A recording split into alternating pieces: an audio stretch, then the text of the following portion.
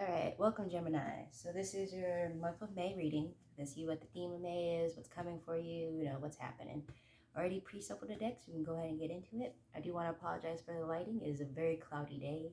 Tried opening up all the windows, but this is the best I could get. So, all right. What is happening in the month of May for Gemini?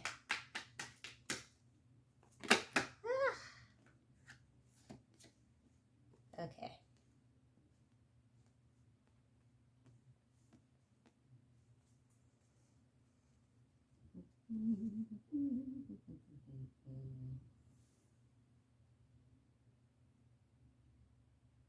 Okay.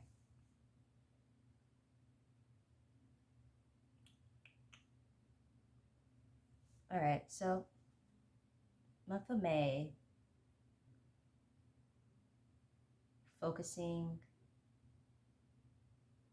Okay, not even focusing. You're figuring out what it is that you want.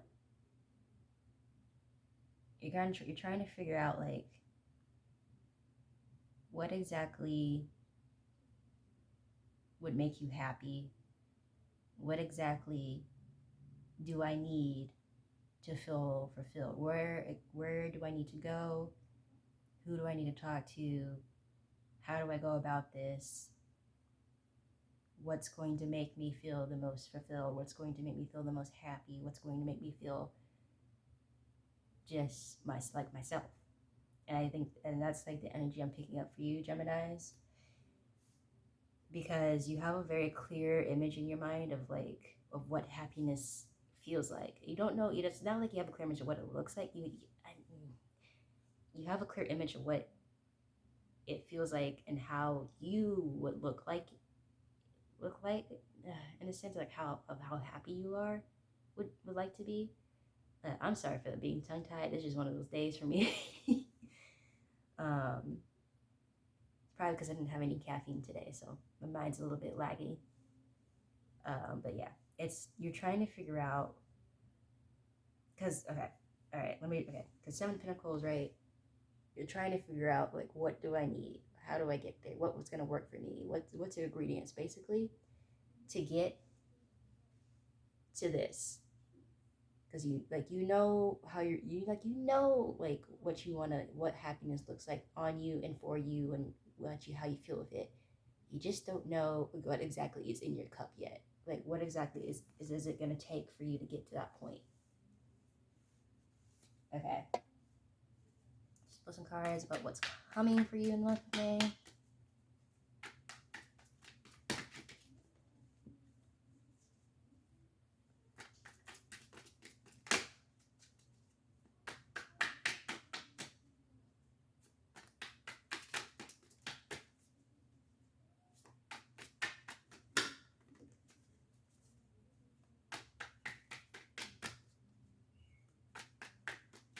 Let's see. Okay. The deck keeps trying to spill out my head. What's coming for Gemini month of May? Just that? Okay. Can I get clarification? Okay. Okay. Yeah, okay. Gave me the same card, basically. All right.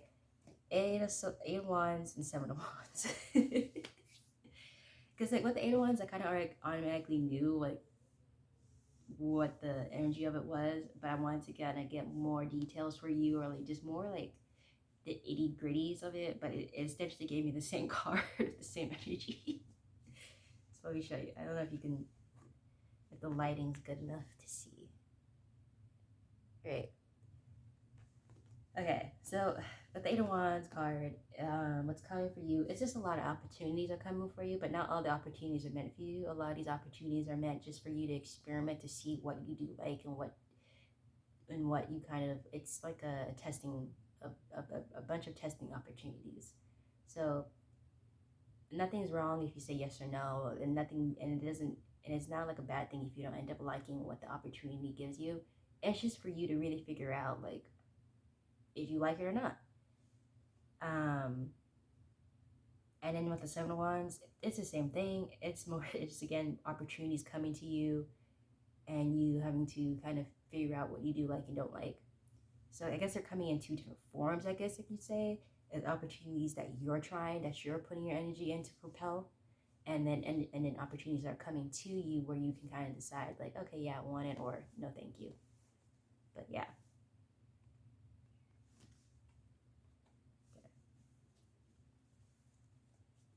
Let's get more clarification on like what exact kind of opportunities. How about that? What kind? Okay. To the swords, like I asked, because I think you heard me on what kind of opportunities are coming to you, and what does that card tell you? For me, it tells me that's not to know, but I'm stubborn and I'm nosy, so let's figure that out. Okay. Okay, so there's not like a specific set of opportunities. So it's not just like there's not just opportunities just pertaining to finance. There's not just opportunities pertaining to love. There's not just opportunities pertaining to self-improvement. These are opportunities across the whole board, right? Because like I said, you're trying to figure out what it is that's going to make you happy. And I don't see the energy of like you're unhappy now, but I do like it's more the energy of like I could be happier. And not out of a sense of greed, but just like you want more for yourself. You want better for yourself. You want to be at your full potential, and you want to see what that full potential is. And so these opportunities that are coming to you are just opportunities spread across the board of every genre, basically. There's going to be opportunities for finance. There's going to be opportunities for career. There's going to be opportunities for platonic relationships and romantic relationships. There's going to be opportunities for you to grow emotionally, physically, and mentally. Opportunities across the board. And more so it's just you, for one, trusting that these opportunities you're going to figure out. You're going to figure out which opportunities work for you.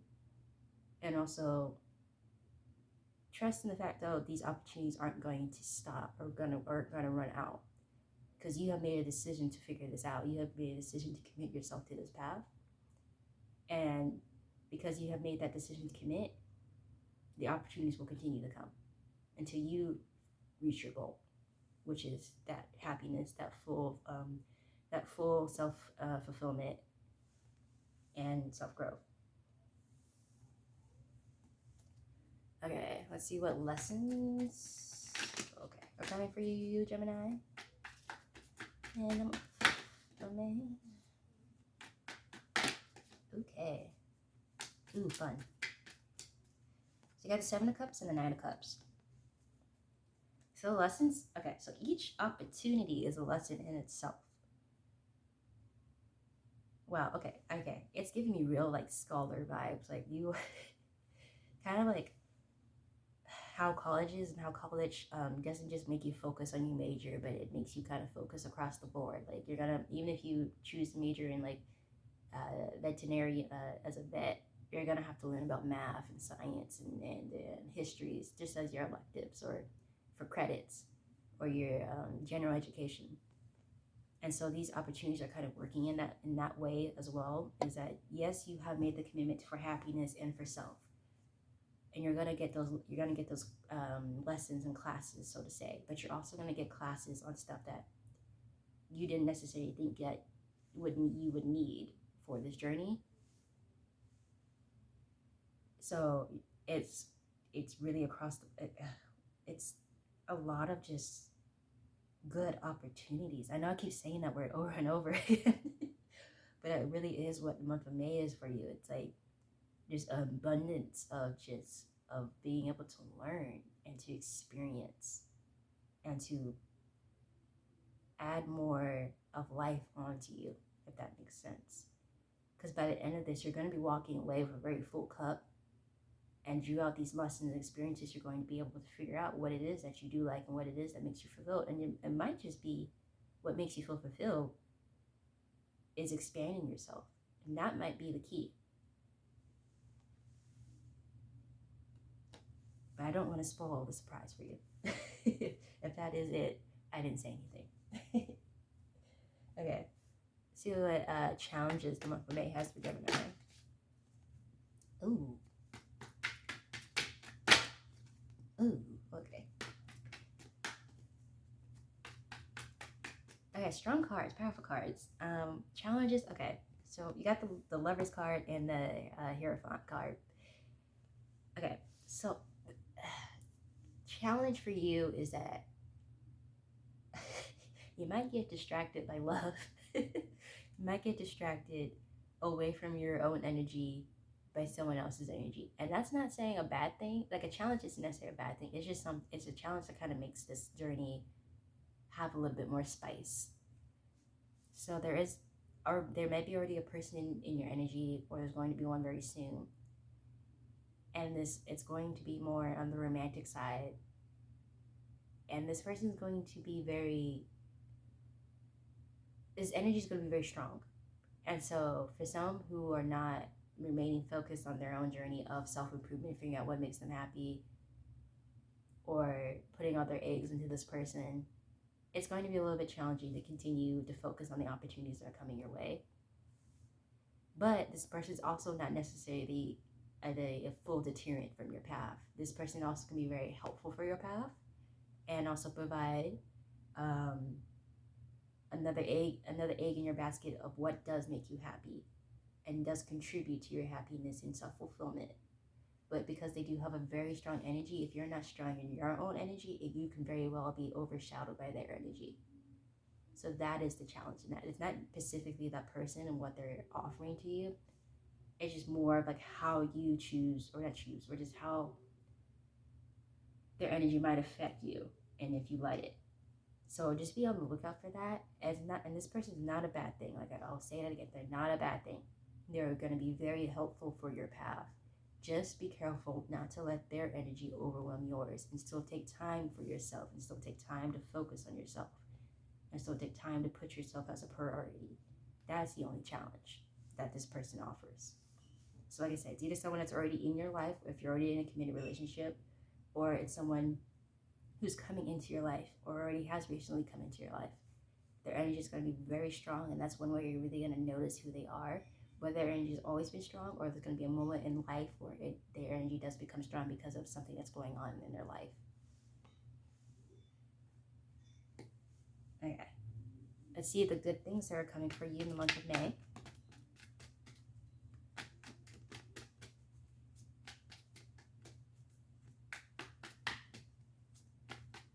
And things are jumping out of me.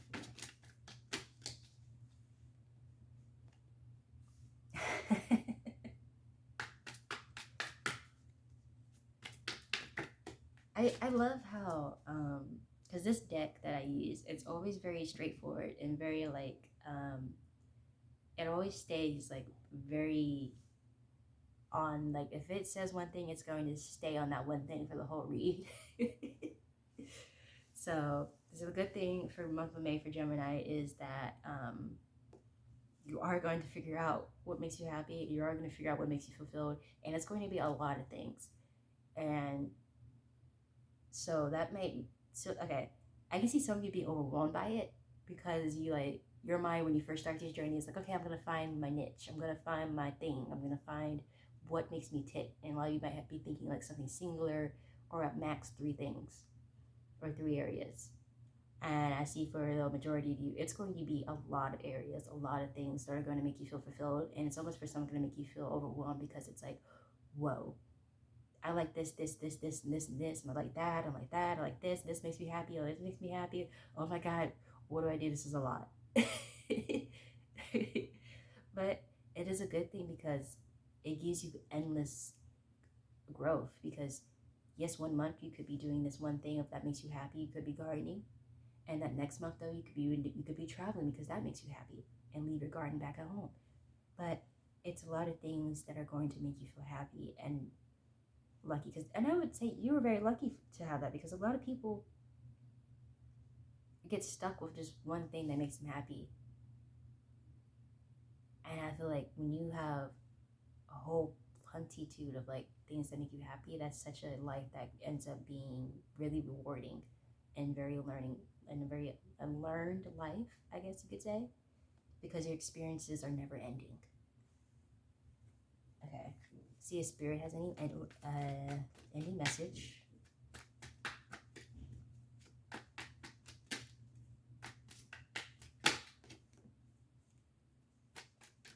Alright, Spirit wants you, because we got the page one, Spirit wants you to really trust yourself on this journey, to really trust your yes and no's, and trust your gut intuition, and trust where your heart leads you. And if you do that, this journey will be a very smooth path for you. All right, so that's all I had for your month of May reading. But later this week I'll be doing your love reading. But leave comments down below. Let me know if you resonated. It helps you better connect your energy. Feel free to like or subscribe, and I'll see you guys later this week. All right, have a good day. Bye.